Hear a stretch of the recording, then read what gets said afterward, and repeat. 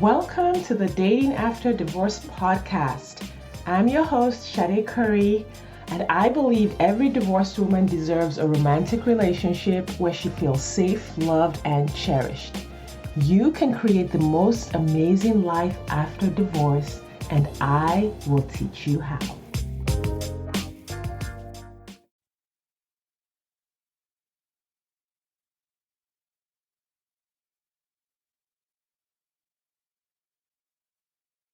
Hey, good morning. Welcome to the Dating After Divorce podcast. I'm your host, Shade Curry, and today I want to talk about finding a partner who fits in with your social circle. So this is a question that comes up quite a bit. And I know from my own experience in my first marriage, it was something that I did not take into consideration when I was choosing my first spouse. And I think it's something that it's easy to miss when you're dating because you just spend so much time with the one person. So when you're dating someone, you're going on the romantic dinners, you're going on walks, you're hanging out at each other's places. And even though you might have a little bit of overlap or go to a few parties, especially for my entrepreneurs, my professional women, those of you who are people of influence, you're leaders, you end up having a life that is somewhat public. Even if you're not in public service, you speak on stage, you are invited to fundraisers, you are invited to events, right? And some of these events, you're expected to bring a plus one, you're expected to bring a partner. And this subject is kind of nuanced. I'm actually going to record this topic in two parts, which is on this one, it's like, hey, finding someone who fits into your social life. And then I'm going to record one about actually meeting someone in person at social events, but that's like for another day. So just understand that this doesn't mean that everyone needs to meet a partner who is social or who goes out or who is willing to be a plus one at an event. Like so many people have so many different arrangements in their relationships. So this is not a requirement. This is one of those topics that I ask my clients, like, listen, is this a thing for you? Is this something that you need? Because you may not be thinking about it. I remember in my first marriage and in just many women that I've walked through healing from their divorce or recovering from their divorce, or even just like, recognizing their patterns, is that there was a huge mismatch between how I wanted to show up in the world and how my ex-husband wanted to show up in the world. For many women, there's a mismatch between how they show up in the world and how their partner shows up in the world, which can be fine. Sometimes it's like, listen, by personality and by negotiating and compromise, you've both agreed on showing up differently. You've both agreed like, hey, I have all these events. I travel a lot for work and, I'm good with traveling on my own. And that's not something that I really need you to be a part of if you don't want to be a part of it. Or I have some clients who are like homebodies. Like they're like, that being out doing things life is really not for me. And so they don't do it and they don't need a partner who does that. But if you do, if you look at your next 5 years, your next 10 years, and this is something that you're like, yeah, I don't want to take my best friend as a plus one to weddings. I would love a partner who is my plus one to weddings. I know my ex-husband he did not like going to places because he just, had a lot of insecurities and that, made those situations uncomfortable for him. So I spent decades really either going on my own for things or passing on events that I'd have loved to go for because it was just too awkward for me to go alone. So anyway, let's talk about how not to end up in that situation. Let's talk about how to end up with someone who is a fit for you, right? Is someone who's a fit for you in your career, your business, your brand, your professional sphere of influence. And if this is a need for you, you really, really want to consider, how will I know that the person I'm dating, that the person I've chosen is the right person, for that? Because it's like, you can ask, you can be like, hey, how are you with social events? And people would say, yes, I'm great with it. I remember early in my dating journey, I dated this one guy and he seemed fine. But, of course, that was early on before I learned everything I know now. And it took me a minute to notice this. Like, so we hung out a lot, we went places and everything was fine, dinners. Every time, whenever we were hanging out alone, things were fine. He would show up. And of course, I knew that I wanted my friends to meet whoever I was seeing and to kind of like give me their thoughts, early in my journey. But like the first few times I arranged for, okay, hey, I have a friend who's in the hospital, it's pre-pandemic. Hey, I would love for you to come with me to visit her. And he would cancel at the last minute. Or, hey, some friends and I are doing this thing and there's going to be a whole bunch of like people hanging out, meet up with me there. So he would always be like, yeah, I'll meet up with you there. And then he would cancel at the last minute. I think it took about 2 or 3 times before I was like, hey, wait, what's going on? And at that point, it'd been like 2 months. And I was like, he keeps canceling whenever. It took me a minute to notice because he didn't cancel other things, right? So like, unless you are aware that this is happening, unless you're like, hey, I really want this to happen, it's so easy to miss that, right? So I, of course, eventually broke up with him. And I made that a requirement. I made that something that I was like, I really need to make sure that I see people in all of these different contexts. So I designed my dating journey, and it's something that I help my clients design as well, to include like not just romantic dinners and not just private walks, but like, hey, what are the things that you need in a partner? And when we design a dating journey that includes ways for them to find out, right? Like, how will you find out if this person is actually comfortable in social situations? How will you find out if this person will show up for social situations? Well, one of the best ways to do that is to like invite them to social situations, invite them to the barbecue, invite them to the wedding, invite them to the family gathering. Okay, let's talk about family gatherings real quick. People are always like, well, I don't want them to meet my family because they haven't earned meeting my family, or it's a big deal for them to meet my family, or it's a big deal for them to meet my friends. Okay, I'm going to say something about this because this is almost like somehow meeting people in your family, meeting people close to you has been turned into some kind of like currency in the dating world. Like if a person meets your best friend, then like you've given them some kind of like honor that they haven't deserved yet. Do not do that. Like none of these situations means any of those things. I often recommend to some of my clients that the person that they're dating, that they meet, a friend of theirs, or they let the person that they're dating, I can't talk today, meet maybe a friend or a sibling or some people in their social network so that they can get that person's impressions of the person they're dating earlier rather than later. And it doesn't mean, now, of course, who you ask them to meet is important. No, don't take them to meet your mother if your mother has been waiting for you to get married forever and if she's going to latch on to them. No, I don't mean that. I mean, having other eyes on your dating journey can be helpful depending on who those people are. In fact, it might be critical. Again, this is very nuanced. It depends on the context. It depends on who you're dating, where you are in the stage of dating, and who it is that you're having give you their impression, or who you are bringing into that event to observe how your potential partner interacts with them. But the point I'm trying to make is that there is no power play here.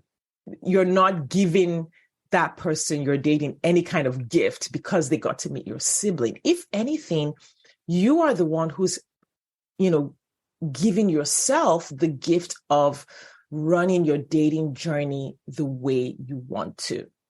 So in order to make sure that you are choosing someone who fits into your social circle, who gets along with the people that you want them to get along with, creating scenarios where you're able to observe them, where you're able to see how they respond to the people in your life, how they respond to children, how they respond to young people, how they respond to crowds, how they respond to concerts, whatever it is.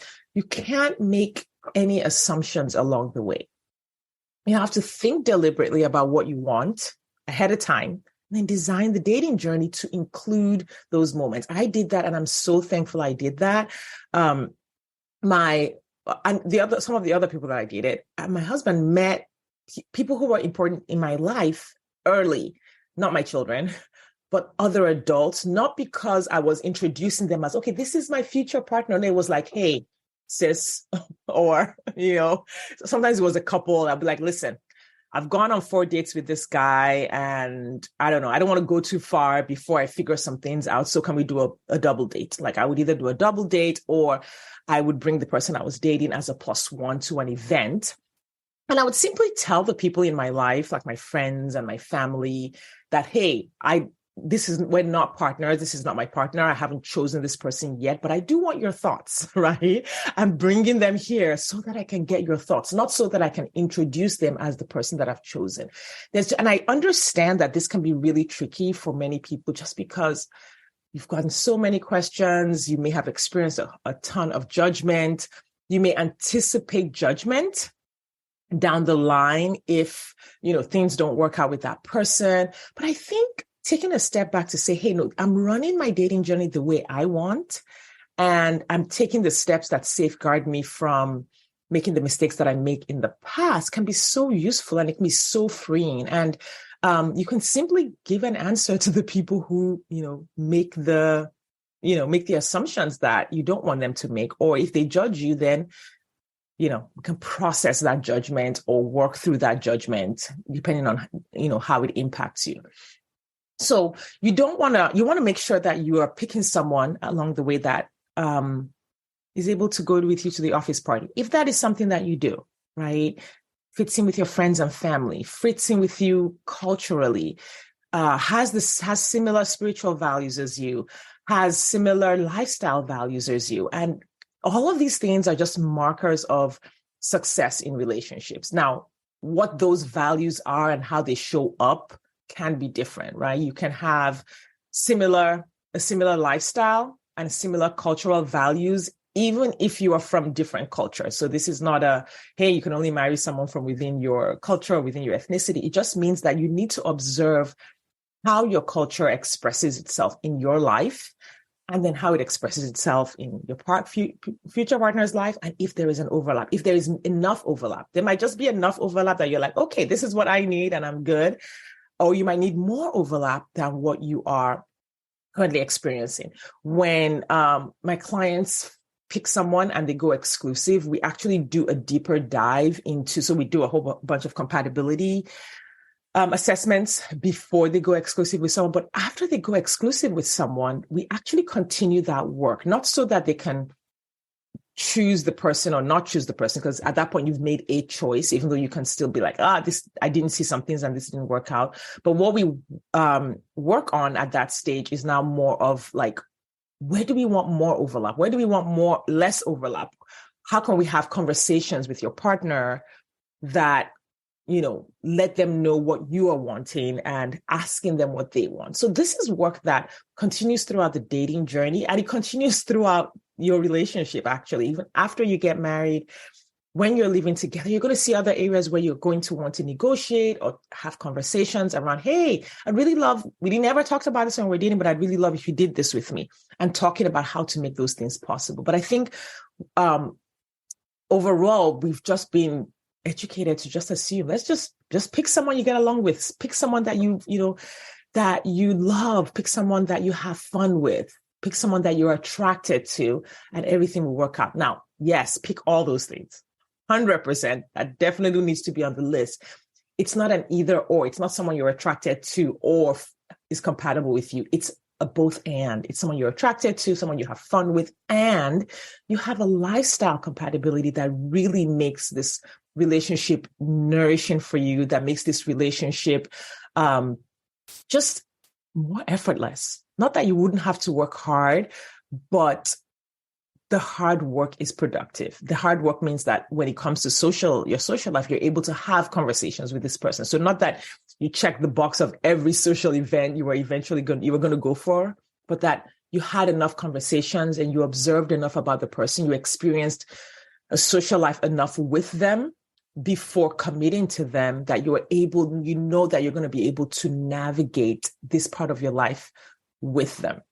Again, this is very nuanced. This is based on who you are, what your social life looks like, what your lifestyle is like. So you want to not, as much as we don't want to put a round peg in a square hole of like, oh, our social lives don't match. It's not as simple as, oh, he doesn't go out much and I go out a lot and now we can't be together. It's more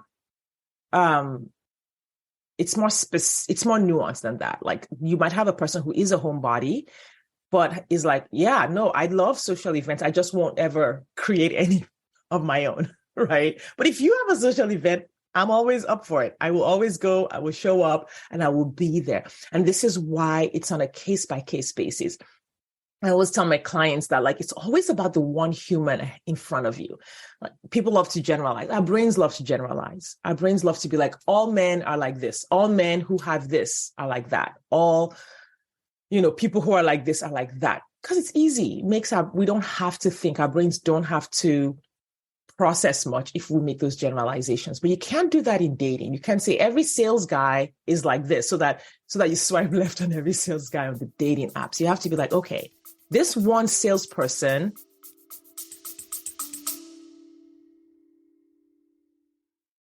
Do you wonder exactly how divorced women just like you are meeting eligible men who want a real relationship and a commitment?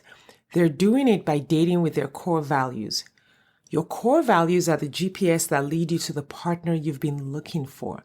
When you use your core values on dating apps, text messages, and at social events, you will easily connect with your true match partner without chasing, settling, or wasting time with non-committal men.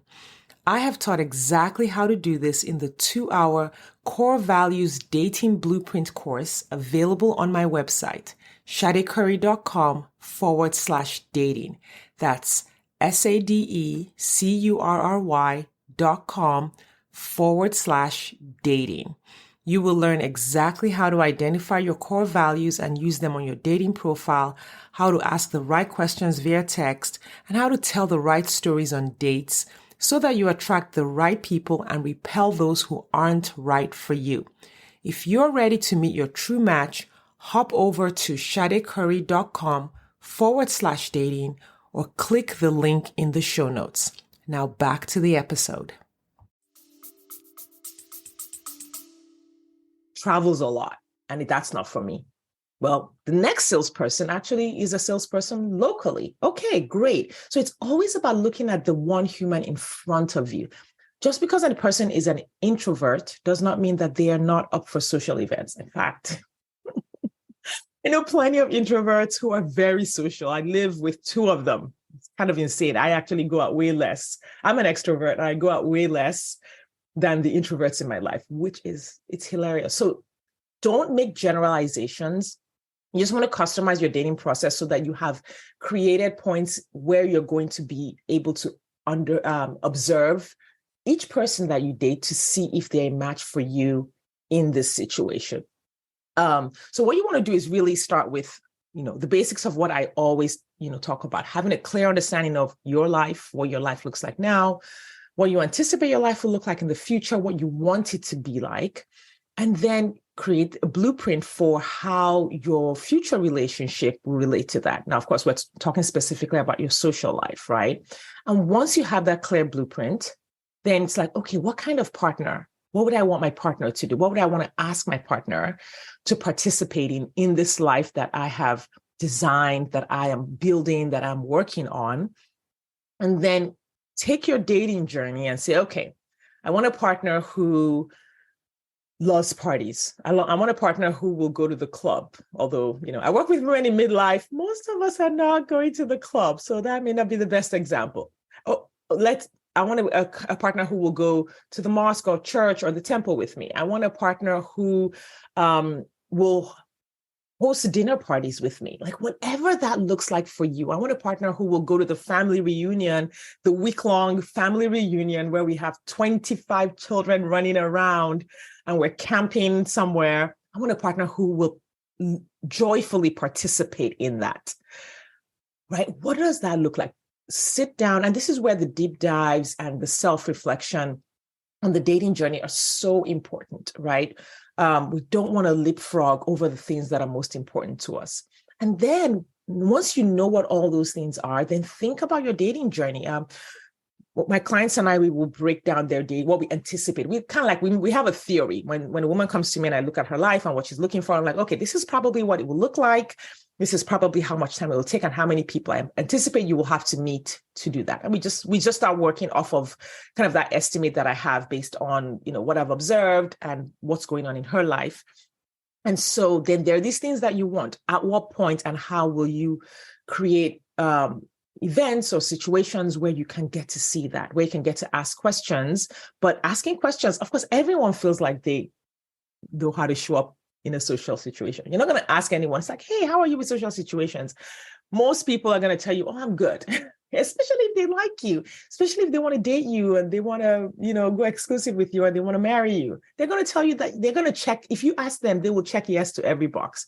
But you have to create your dating journey in a way that you can see for yourself if they do check the box for what you want. So you customize your dating spots, your places, your events that you go to include, the opportunity to see that, see if they would fit into that. You would then also even go to places. See, like if you are, I had this conversation with a client actually in the last week, and we were talking about her in-person dating. So she's like a whiz with the dating apps. Like she has just crushed it on the dating apps. And we're like, okay, let's open up more portals. Let's, add on your in-person dating. And she is a CrossFit buff, like goes to CrossFit gyms, has for years and years and years. And one of the things we're working on right now is for her to go to the CrossFit games and be like, hey, meet more people who absolutely love what you love. Like, instead of meeting someone and then trying to bring them to your social life, why not meet someone who is already in your social circle, who already is doing the things you want to do? And I'm going to do another podcast episode on that, how to actually do that in person, because what would be easier? It was so easy to just go where those people are already showing up and then meet them there. And so you design your dating activities to include opportunities to meet that person, and to include opportunities for someone that you meet outside of your social circle to participate in your social circle so that you can get to see, do they like it? Do they hate it? Are they, weird about it? And is this something that we can work out? And so when you create this for yourself, one, it takes away any anxiety that like you wouldn't know. I think one of the anxieties that women have around dating after divorce, if you had bad experiences in the past with dating, is, oh my gosh, I'm going to choose the wrong person. I'm going to keep having these bad experiences. And if I keep going on this dating journey, the bad experiences is going to be after I've committed to someone. But you can weed all of this stuff out. You can weed people out way ahead of time if you just take the time to design your dating process to include what you want. It's like anything else. It's like, getting a job. You don't go apply for the job that you don't want. Or when you go to an interview and your potential boss is interviewing you and you're like, I'm getting a really bad vibe here, you typically would just turn down the job or not go for the next interview, right? It's the same thing. But if you don't know, kind of like what you don't know, if we don't know to look for these things, then yeah, there is a chance that, you meet someone and you miss out on asking the right questions, observing the right things. But even then, like, I want to say this, even then, even if you end up dating someone who doesn't fit into your social circle, like, you can just be like, oh, oops. I went exclusive with you and found out that like, we're not a match. You can change your mind at any time for any reason because you own your life. So I want to just say, yes, that we want to not waste time with people who don't fit in our lives. And so we can have a process to do that. But in the off chance that somewhere along the way, you miss something and it just doesn't work out, there's a process for also saying, hey, this isn't working and I'm really sorry and I'm out. And that also is a topic for another podcast episode. But when you think about these things ahead of time, it clears up a lot of confusion and indecision. You're able to see a little more clearly if you're a match with someone or not. Thinking about your social circle, your social life, what it is now, what you want it to be, keeps you from settling for less than what you want. right? Keeps you from becoming an overfunctioner who's always dragging someone to a social event, who's always trying to teach the other person how to show up at social events, how to behave, no, we don't want to do any of those things, right?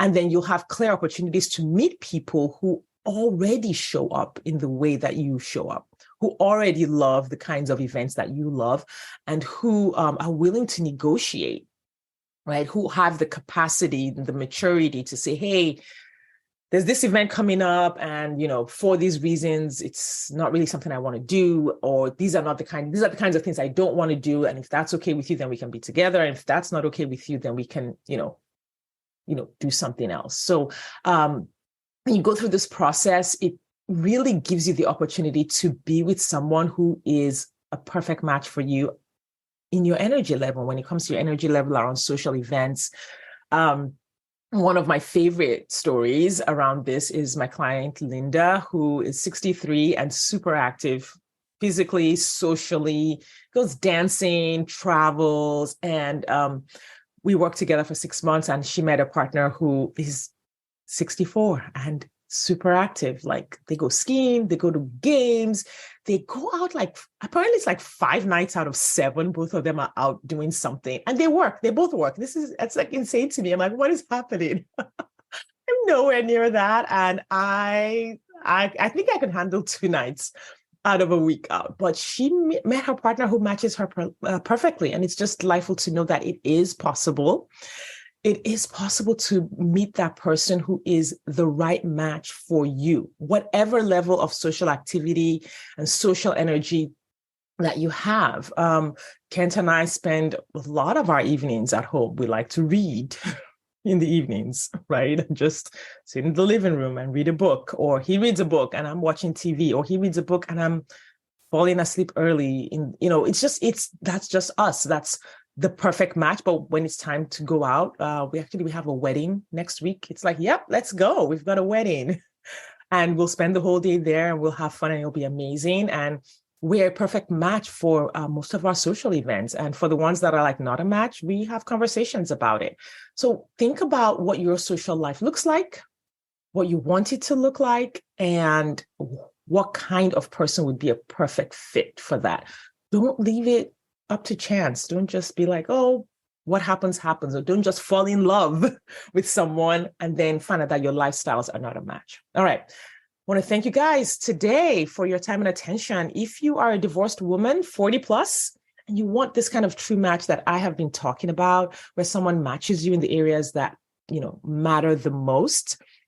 If you want to start meeting 1 to 2 men every week who are compatible with you, via dating apps, dating in person, social media, networking, blind date introductions. I teach you how to do all of these things, do them safely, do them effectively, and meet your partner in an average of 6 months. So you can schedule a consultation call with me at shadicurry.com. That link is in the show notes.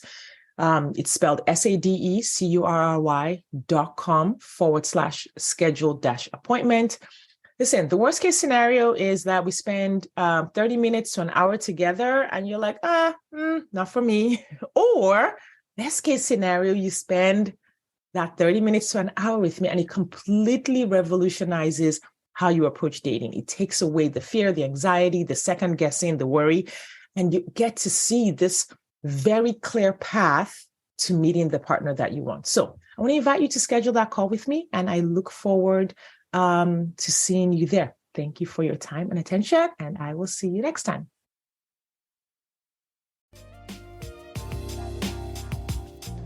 Thanks for listening today.